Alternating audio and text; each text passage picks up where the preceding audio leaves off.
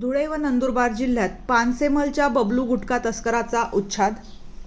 पोलिसांना गुटखा तस्करीद्वारे आव्हान देणारा पानसेमलचा हा बबलू कोण?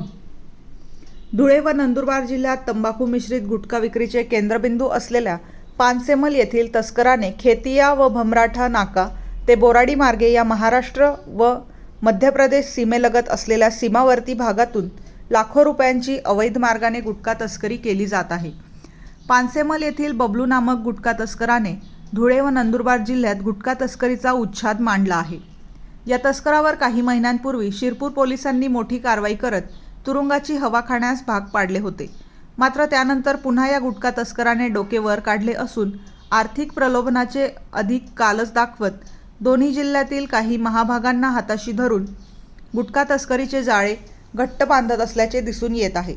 त्यामुळे दोन्ही जिल्ह्यातील पोलीस प्रशासनापुढे या तस्कराने मोठे आव्हान उभे केले असल्याने पानसेमलचा हा बबलू पोलिसांच्या जाळ्यात अडकेल का असा प्रश्न उपस्थित होत आहे।